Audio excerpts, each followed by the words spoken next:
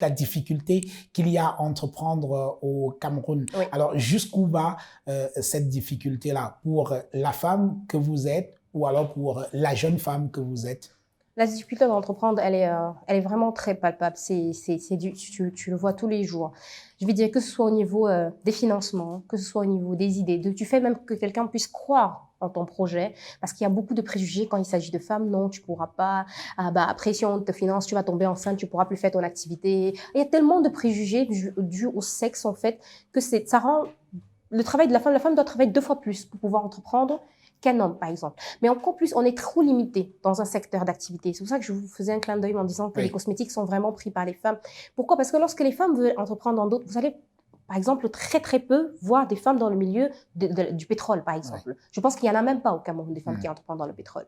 Pourquoi? Parce que dès que tu vas lever la tête, basta. C'est des cercles, c'est très fermé, c'est difficile pour une femme d'entreprendre dans les différents secteurs. Il y en a une, Ola, l'entreprise Ola, la directrice qui est... Ah oui, la directrice. Est-ce que c'est la promotrice? Oui.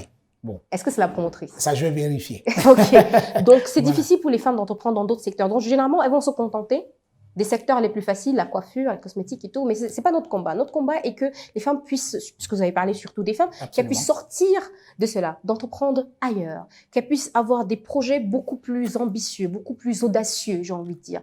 Beaucoup l'ont, mais c'est dans les tiroirs. Elles n'osent pas.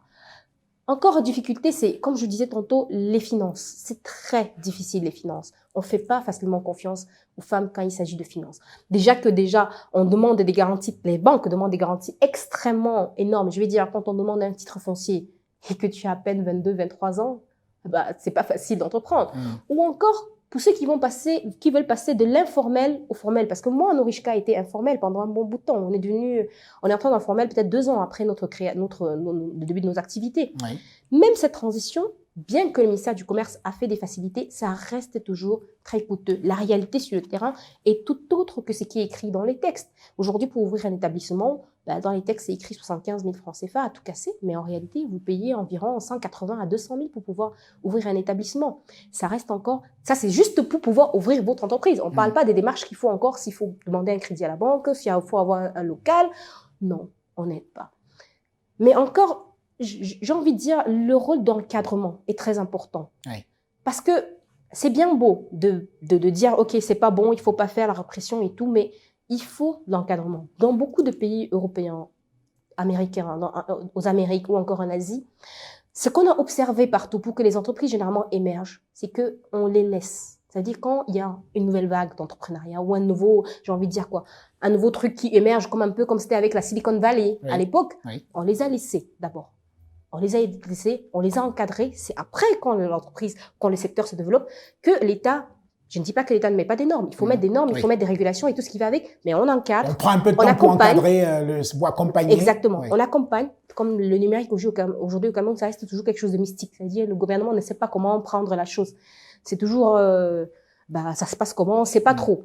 Il faut encadrer, il faut guider, il faut faire grandir. Une fois que vous êtes bon, là, vous pouvez passer à l'étape maintenant, soit de la mise en garde, avertissement, et puis répression. Ça veut dire, on a l'impression qu'on est un peu délaissé. C'est même pas l'impression, c'est le cas. On est délaissé. Prenez le temps de voir.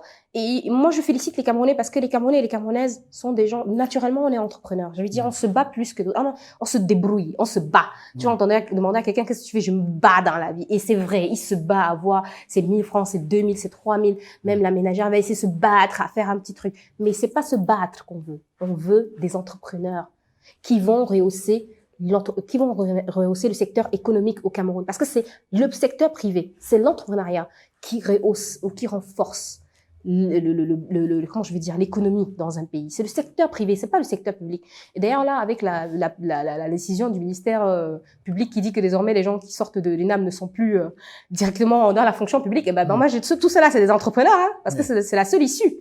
Mais maintenant, est-ce qu'on est prêt pour pouvoir pour qu'ils puissent entreprendre? Est-ce qu'on est prêt à les absorber également? Là est toute la question.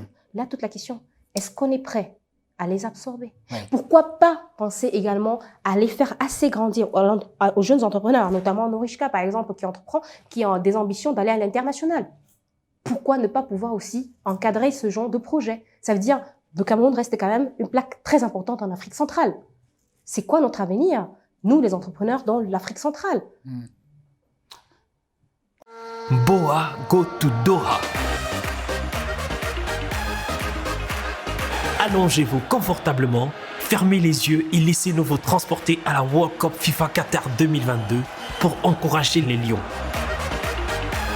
Tous derrière les Lions. Boa go to Doha, charter de touche à tout en partenariat avec Qatar Airways et Match Hospitality.